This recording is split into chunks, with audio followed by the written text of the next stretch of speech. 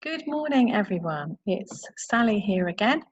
And today, some of you may be aware that we are in Refugee Week, which culminates on Saturday in World Refugee Day. So today, I'd like to tell you the story of a refugee. Dame Stephanie Shirley is an entrepreneur.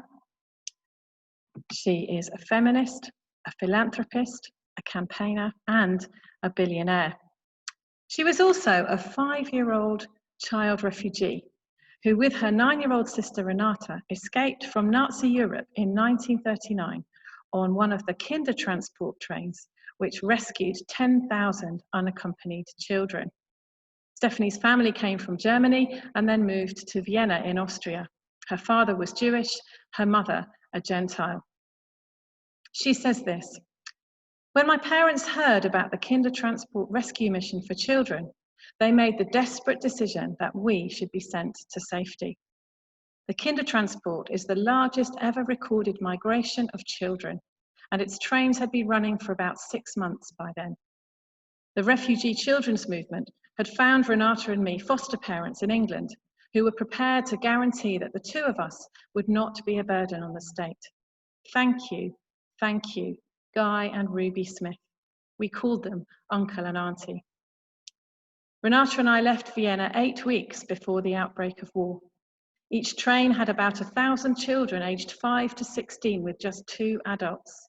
We slept on strips of corrugated cardboard on the floor, as well as on the long wooden benches that lined the sides of the carriages. I believe that at some point in the train journey, children also slept on the long overhead luggage racks, though the scene in my mind's eye is quite different from the carriage interiors I've since seen in archive photographs. I presume that I slept too, although I can't remember doing so. I think my mother had given us food for the journey, but again, I may be wrong.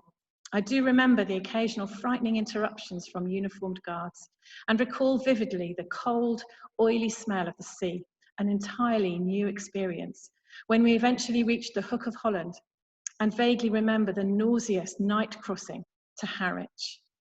When we finally arrived by train at Liverpool Street Station, we spilled out onto the platform, speechless and wide-eyed, as if somewhere between reality and imagination.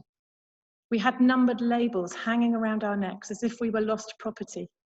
We waited to be claimed, sitting on straw-filled mattresses in a cavernous hall long since demolished. There are 2 Kindertransport memorial statues at London's Liverpool Street Station. The 2006 plaque, dedicated by the Association of Jewish Refugees, reads, "In gratitude to the people of Britain for saving the lives of 10,000 unaccompanied, mainly Jewish children who fled from Nazi persecution in 1938 and 1939, and quotes the sacred Talmud, "Whoever rescues a single soul is credited as though they have saved the whole world." In 2011, a Kindertransport memorial bench and plaque was unveiled in Harwich, located to face the shipping lane in the North Sea. That was from where most of us saw this green and pleasant land. Britain was one of the few countries to give us refuge in 1939. What have we contributed in return? As for me, I became a British citizen as soon as I was 18 and followed the family tradition of public service, then went into business to circumvent the gender issues of the time. Thus, my childhood trauma was transformed into entrepreneurship. Wealth was never a motivator, though I never ever want to be poor again. I'm sensitive to issues in a way that people who have always had enough money find hard to imagine. The emptier your stomach, the more love you have in your heart. So I finished up as a philanthropist. 3 things have driven my life, each the result of that Kindertransport journey into exile. I learnt to deal with change, indeed eventually to welcome it. Secondly, I determined early in my life to make it worthy of being saved. And finally, my love for Britain is with a passion perhaps only someone who has lost their human rights can feel. As the Third Reich slips from human memory, My Testament remembers that a genocide can only happen if local populations stand by, unafraid to speak out, or worse, are indifferent. I wanted to share Dame Stephanie's story with you as an example of someone who sought refuge in a welcoming, friendly country and who has since made a huge contribution to that country.